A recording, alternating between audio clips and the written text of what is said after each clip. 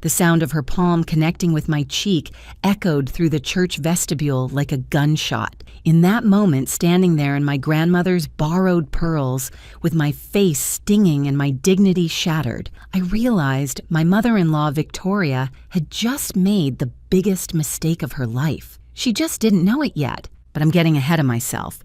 I'm Delilah Pham, I'm 29 years old, and this is the story of how my wedding day turned into the most satisfying revenge I never planned. Before I continue, please drop a like and comment below. Your support means everything to me. Thank you. That morning started like any bride's should. Butterflies in my stomach, champagne with my bridesmaids, and my mother's happy tears. Marcus and I had been together for 3 years, engaged for 1, and despite his mother's constant passive-aggressive comments about my Vietnamese heritage and my small-town upbringing, we'd made it to the altar, or so I thought. Victoria Blackthorne was old money from Boston, the kind of woman who still referred to her household help as the staff, and believed that anyone who didn't summer in Martha's Vineyard was essentially homeless. She'd made it clear from day one that I wasn't good enough for her precious Marcus. But here's the thing about growing up with nothing. You learn to smile through anything, even when someone's trying to break you. The first sign of trouble came when my wedding dress went missing from the bridal suite. Not misplaced, missing. The David's bridal garment bag I'd hung so carefully the night before had vanished like a magic trick. My maid of honor, Jenny, found it an hour later stuffed behind the church's ancient boiler, covered in what looked suspiciously like red wine. "Accidents happen," the wedding coordinator said, though her eyes said something different. Then the flowers arrived, if you could call them that. Instead of the white roses and baby's breath I'd ordered, someone had delivered funeral arrangements. Actual funeral arrangements, complete with a banner reading, "In deepest sympathy." The florist swore up and down that a woman named V. Blackthorne had called to change the order. But the real kicker? Cassandra, Marcus's younger sister and Victoria's golden child, kept appearing everywhere I went, phone in hand, whispering into it like some sort of wedding spy. She'd been trying to convince Marcus I was wrong for him since day one, probably because I once caught her stealing from their father's wallet, and she knew I knew. Jenny pulled me aside while I was trying to salvage my hair after the stylist accidentally used the wrong products. "Delilah, honey, there's something you should know. I overheard Victoria at the rehearsal dinner last night. She was telling her country club friends that she had a plan to test if you were really good enough for the Blackthorne name." I looked at my reflection in the mirror, my usually sleek black hair now resembling something between a bird's nest and a failed science experiment. What kind of test? The kind where she proves you're a gold digger in front of everyone. That's when something inside me shifted. You know that moment when you realize you can either be a victim or you can play the game. I chose the game. With my dress destroyed and time running out, I had to wear my grandmother's wedding dress, a beautiful but dated 1960s number that completely changed my silhouette. Combined with the disaster that was now my hair hidden under an emergency veil and the thick, vintage makeup the backup artist applied to cover my stress hives, I looked nothing like myself. That's when it hit me. Victoria had only met me through terrible video calls where the connection kept cutting out. She'd insisted on them being audio only half the time because she didn't trust modern technology. The woman had no idea what I actually looked like in person. "Jenny," I whispered, "I need you to do something crazy for me." As I explained my plan, her eyes grew wider and wider. "You want to pretend to be the wedding coordinator? Just for a bit. I need to know what she's planning." The universe seemed to agree with my improvisation because at that moment, the actual wedding coordinator had a family emergency and had to leave. I stepped into her sensible flats. Thank God we wore the same size. Grabbed her clipboard and transformed into someone else entirely. Victoria was holding court in the church's main hall, surrounded by her society friends, all of them dressed like they were attending a royal wedding instead of a ceremony in a modest church in Maryland. She wore a white dress. Of course she did. It was more elaborate than anything I could have afforded, with enough diamonds to fund a small country. "Where is that incompetent girl?" She barked at no one in particular. "The coordinator? The bride? Anyone with half a brain? I approached with my clipboard clutched like armor. Mrs. Blackthorne, I'm filling in for the coordinator. How can I help? She looked right through me, not at me, through me, like I was furniture. Finally, someone who might actually be useful, unlike that gold-digging nobody my son insists on marrying. She laughed, and her friends tittered along like trained birds. I've been telling everyone she's after the family money. Vietnamese, you know. They're all looking for green cards and bank accounts. My hands gripped the clipboard so tight I thought it might snap, but I kept my voice steady, professional. I'm sure your son loves her very much. Love, Victoria scoffed. Love doesn't pay mortgages, dear. That's why I've arranged a little surprise. Cassandra found out the girl has been stealing from Marcus already. We have proof, well, manufactured proof, but who's going to question it when I present it during the ceremony? One of her friends, a woman with a face pulled so tight she looked permanently surprised, gasped with delight. Victoria, you're so clever. But what if Marcus gets angry? Oh, please, my son always comes back to mother. Always has, always will. Once he sees what kind of trash he almost married, he'll thank me. I excused myself to the bathroom and texted Jenny everything. She responded with a string of emojis that would have made a sailor blush. Then she added, Cassandra's trying to seduce Tom right now, Marcus's best man, in the coat closet. This was turning into a soap opera, and we hadn't even started the ceremony yet. When I returned to the main hall, Victoria had moved on to showing her friends a list, an actual laminated list titled Requirements for a Blackthorn Bride, with items like must have attended an Ivy League school and must be able to trace ancestry to the Mayflower, and my personal favorite, must know the difference between shrimp forks and oyster forks. I almost laughed. Almost. Instead, I watched as she mistook one of the guests, a blonde woman in an expensive suit, for me and started her approach. The poor woman looked confused as Victoria began grilling her about her intentions with Marcus. Playing the role of coordinator gave me a front row seat to Victoria's increasing desperation. As the ceremony time approached, she couldn't understand why the bride hadn't appeared yet. The blonde woman had fled after Victoria accused her of being a social climbing imposter, which in fairness was half right since she was an imposter, just not the one Victoria was looking for. Where is she? Victoria hissed at me for the 10th time. The ceremony starts in 30 minutes. I'll check the bridal suite, I offered, hiding my smile. But first, I stopped by the coat closet where Jenny had reported the Cassandra situation. Sure enough, there she was, pressed against Tom like a discount romance novel cover, her hands where they definitely shouldn't be on her brother's best man. Oh, I exclaimed loudly, making sure my voice carried. So sorry to interrupt. Tom jumped back like he'd been electrocuted, his face turning the color of the funeral roses. Cassandra, however, just glared at me with those cold blackthorn eyes. Mind your own business, help, she sneered. Of course, Miss Blackthorne, though you might want to know your mother is looking for you. Something about the plan. Her eyes lit up with malicious glee. Oh, right, the proof about that gold digger's theft. I planted it in her purse earlier. Mother's going to expose her right at the altar. It's going to be delicious. Tom looked between us, horror dawning on his face. Cassandra, what are you talking about? Delilah would never steal anything. Oh, Tom, Cassandra purred, trying to sidle back up to him. You're so naive. That's what I love about you. But Tom was already backing away. You're insane, both of you.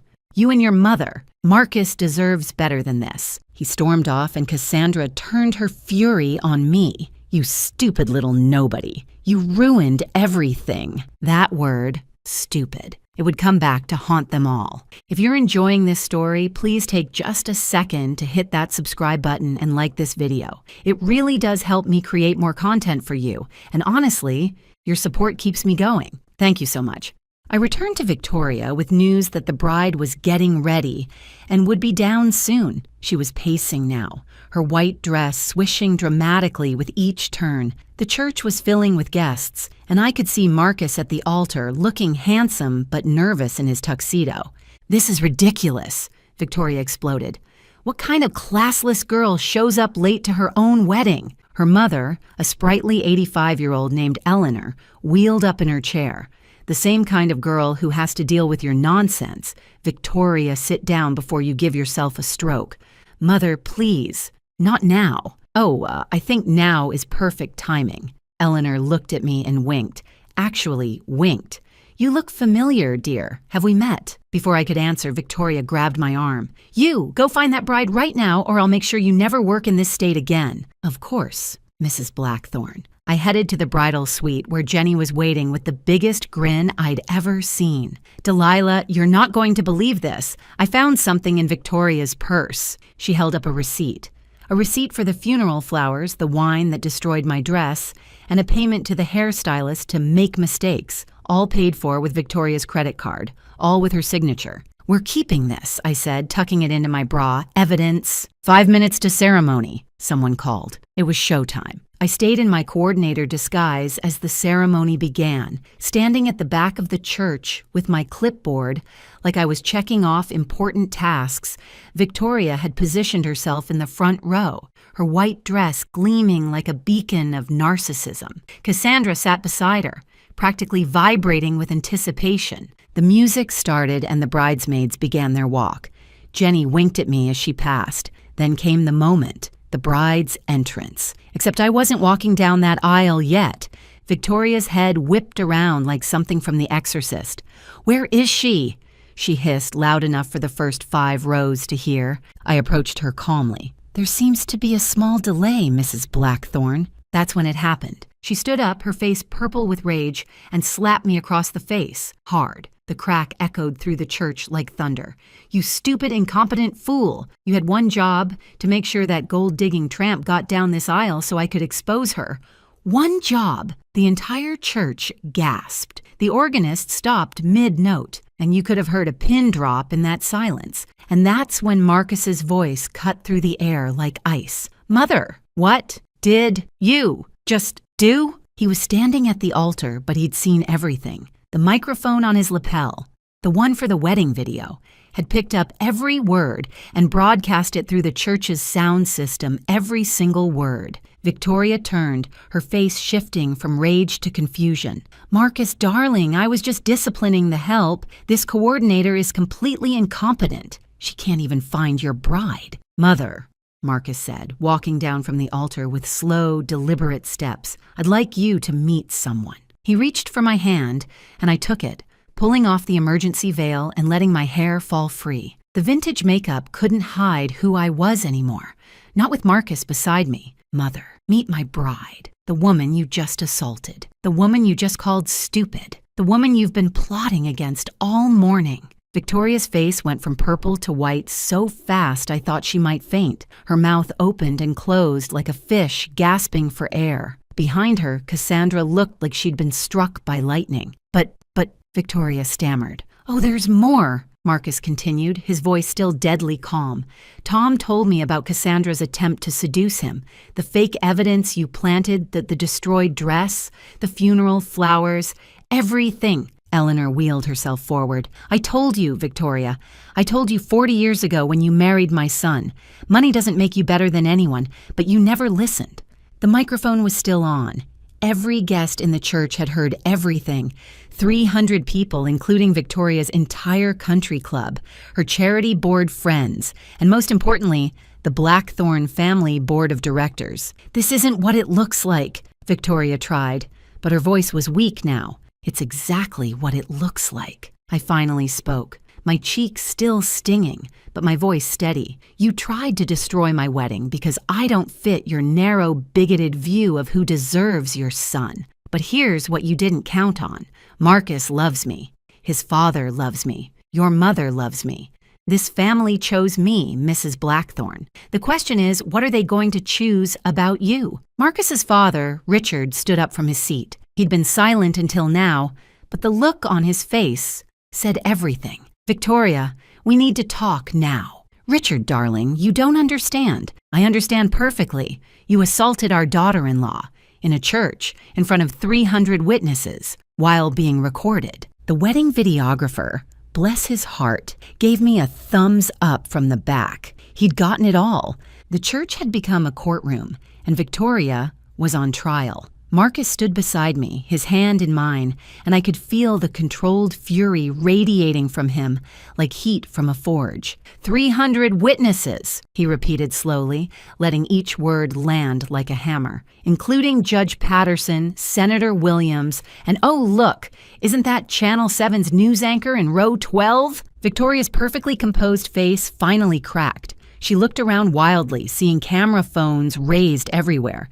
In 2025, everyone documents everything, and her spectacular meltdown was about to go viral. "Marcus, sweetheart, let's discuss this privately," she pleaded. "Privately?" Eleanor laughed from her wheelchair. "That's rich, Victoria. You just assaulted this poor girl publicly. You called her stupid publicly. You plan to humiliate her publicly.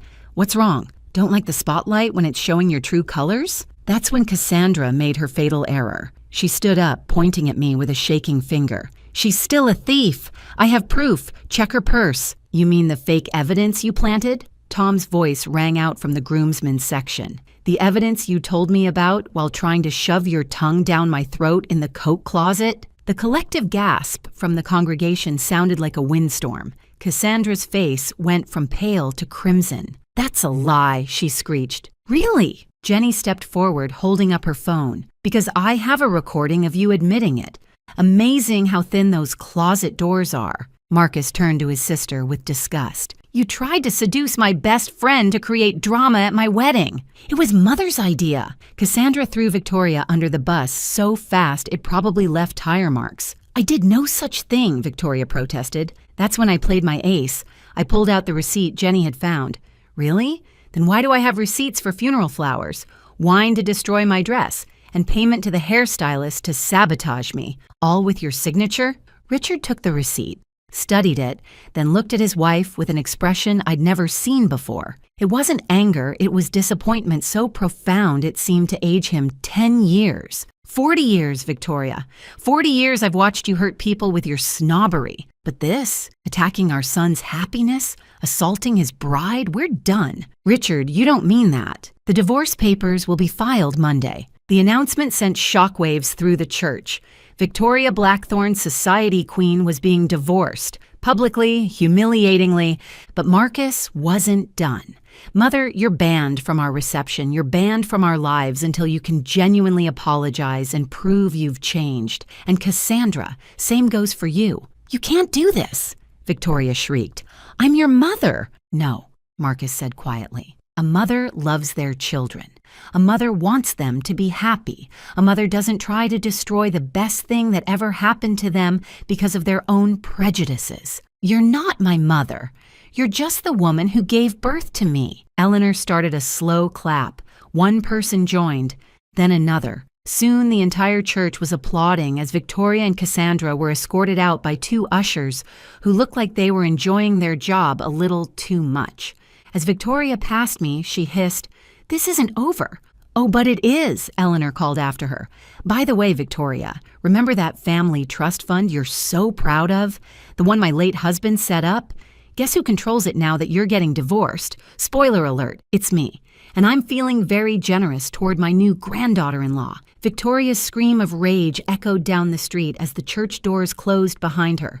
With the toxic duo gone, something magical happened. The entire atmosphere of the church transformed. It was like someone had opened all the windows and let fresh air in after years of stuffiness. Richard stood up, straightening his tie. "Well, that was overdue. Reverend, I believe we have a wedding to conduct?" The Reverend, who looked like he'd witnessed a miracle and a catastrophe simultaneously, nodded slowly. "Indeed we do, though perhaps the bride would like a moment to compose herself." I touched my still stinging cheek and laughed. Actually laughed. "Are you kidding? This is the best I've felt in 3 years. Let's get married." I quickly changed into a simple white sundress Jenny had thought to bring as a backup. Nothing fancy, but it was clean and it was mine. As I walked down that aisle for real this time, I saw faces I'd never noticed before Marcus's cousins, who Victoria had deemed too common to invite to family dinners. His college friends, she'd called riffraff. His co-workers she'd ignored at every company function. They were all smiling at me. Really smiling, not the fake society smiles I'd gotten used to. When I reached Marcus, he cupped my face gently, his thumb barely grazing where his mother had slapped me. "I'm so sorry," he whispered. "Don't be. You just gave me the best wedding gift ever, a life without their toxicity." The ceremony itself was beautiful in its simplicity. No elaborate unity candle ceremony that Victoria had insisted on. No pretentious vows she'd tried to write for us, just Marcus and me, promising to love, honor, and protect each other from crazy relatives. When the Reverend said, "You may kiss the bride," Marcus dipped me like we were in a 1940s movie, and the church erupted in genuine joy. As we walked back down the aisle as husband and wife, Eleanor called out, "Reception's on me, open bar, let's celebrate the liberation." The reception was everything Victoria would have hated, and therefore perfect. The DJ played actual music people could dance to, not the string quartet she'd hired that I'd had to cancel. The food was comfort food from my favorite local restaurant, not the pretentious French cuisine Victoria had tried to force on us. And the speeches. Oh, the speeches were glorious. Tom stood up first. I've known Marcus for 15 years, and I've watched him slowly suffocate under his mother's expectations. Today, I watched him breathe freely for the first time. "Delilah, you didn't just marry him, you saved him." Jenny went next. "Delilah is the strongest woman I know. She took 3 years of abuse with grace. But today she showed that grace doesn't mean weakness. It means choosing your battles. And girl, you won." But the showstopper was Eleanor. She wheeled herself to the microphone and said, "I'd like to tell you all a story about my daughter-in-law, Victoria." "No, not that one." She pointed at me with a grin. "The other one. The one who just got ejected from this wedding like a drunk fan at a baseball game." The room howled with laughter. 40 years ago, Victoria married my son for his money. Oh, she pretended it was love, but I knew better. I watched her systematically alienate everyone who truly cared about Richard, his siblings, his friends, even me for a while. She built a prison of propriety and locked him inside. But today my grandson broke free, and Victoria learned that money without family is just paper. Worthless, lonely paper. She raised her champagne glass to Delilah, who showed us all that love is stronger than snobbery, that kindness beats cruelty, and that sometimes the best families are the ones we choose, not the ones we're born into. The toast was so beautiful, half the room was crying. The other half was recording it on their phones. The reception continued into the night, and with each passing hour, more stories emerged. Marcus's aunt revealed how Victoria had uninvited her from Christmas for 10 years because she'd married a plumber. His cousin shared how Victoria had tried to sabotage his small business because it wasn't befitting the Blackthorn name. She wrote anonymous bad reviews online. He laughed, slightly drunk on Eleanor's free champagne. "Joke's on her. My customers rallied and I ended up getting featured in the Boston Globe as a must-visit restaurant." The wedding videographer approached me around midnight. "Mrs. Blackthorn, the new Mrs. Blackthorn. I've been doing this for 20 years, and I've never seen anything like today. Would you mind if I kept a copy for my portfolio? With your permission, of course." "Keep it," I said. "Share it. Let it be a warning to all toxic mothers-in-law everywhere." What we didn't know was that someone had already shared it. A guest had live-streamed the entire confrontation on TikTok. By the time we cut the cake, a delicious grocery store sheet cake that Jenny had grabbed last minute to replace Victoria's 5-tier monstrosity, the video had 2 million views. The comments were comedy gold. "The grandmother is my hero. Did she really wear white to her son's wedding and slap the bride? This is better than any reality show. Team Delilah, where do I get my t-shirt?" Marcus's phone started ringing nonstop. Board members from the family company, business associates, everyone who'd ever had to deal with Victoria was calling to express their support and share their own horror stories. "Did you know," Richard said, joining us at the head table, "that she once made my secretary cry for using the wrong color Post-it notes? Said yellow was too cheerful for serious business. Remember when she tried to get the neighbors evicted because their daughter practiced violin?" Eleanor added.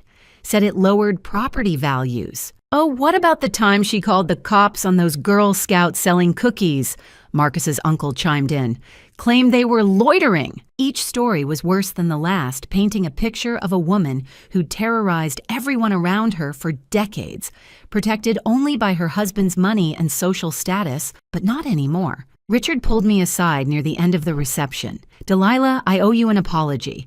I should have stood up to her years ago. I let my fear of confrontation hurt my son, and worse, I let it hurt you. Can you forgive a foolish old man?" "There's nothing to forgive," I said, and meant it. "You stood up when it mattered most. I'm setting up a trust fund for you and Marcus. Victoria can't touch it. It's my way of saying welcome to the real family, the one we're building without her." Around 2 a.m., as the reception wound down, my phone buzzed with a text from an unknown number. It was Cassandra. "I hope you're happy. You've ruined everything." I showed it to Marcus, who took my phone and typed back, "No, we fixed everything, and yes, we're incredibly happy." Then he blocked the number. 6 months. That's all it took for Victoria Blackthorn's carefully constructed world to completely collapse. The video of the wedding slap had gone beyond viral. It became a cultural moment. Someone made a remix. There were memes. "Don't be a Victoria" became shorthand for entitled mother-in-law behavior. Dr. Phil wanted to do an episode. We declined, but Victoria didn't. That was mistake number 1,000 and something. She went on national television trying to defend herself, but every word dug her deeper. She actually said, and I quote, "I was protecting my son from gold diggers," to which Dr. Phil responded, "Ma'am, you literally wore white to your son's wedding and assaulted the bride." The audience booed her off the stage. Meanwhile, Marcus and I were thriving. Without his mother's constant criticism and interference, he got promoted to CEO of the family company, a position Victoria had been blocking because she wanted to keep control. Richard stepped back to an advisory role and spent his time traveling with his new girlfriend, a delightful woman named Susan, who owned a food truck. Victoria would have absolutely died. Eleanor moved in with us for a while, and honestly, it was the best. She taught me how to make her secret pasta sauce and told me stories about Richard before Victoria got her claws in him. "He used to play jazz saxophone," she said one evening. "Can you imagine? Victoria made him sell it, said it was undignified. We bought him a new saxophone for Christmas. He cried." The extended family started having regular gatherings. Real ones, not the stuffy, formal dinners Victoria used to mandate. Potlucks where people actually laughed, game nights that got competitive but fun. Holiday celebrations where kids could be kids instead of miniature adults representing the Blackthorn name. Then came the day Victoria reached out. She'd lost everything in the divorce. Richard's lawyers had ironclad documentation of her financial abuse and manipulation. Her society friends had abandoned her faster than rats from a sinking ship. Even Cassandra had moved to California to find herself. Translation, hide from the shame. Victoria was living in a studio apartment, working as a receptionist at a dental office. The irony was delicious. The woman who'd called everyone else the help was now actually helping others. She called Marcus, not me, but he put it on speaker. "I need help," she said, and for the first time in 3 years, she sounded human. Broken, but human. "Why should we help you?" Marcus asked. There was a long pause. Then, "Because I was wrong. About everything. About Delilah. About what matters. About what family means. I lost everything trying to control everyone, and I ended up alone." "That's not an apology," I said. "You're right. Delilah, I'm sorry. I'm sorry for the slap. For the names, for trying to destroy your wedding, for 3 years of trying to break you. You're the best thing that ever happened to my son, and I was too blinded by my own prejudices to see it." It sounded rehearsed, but also genuine, like she'd practiced it 100 times trying to get it right. "What do you want, Mother?" Marcus asked. Just to not be erased. I know I don't deserve forgiveness.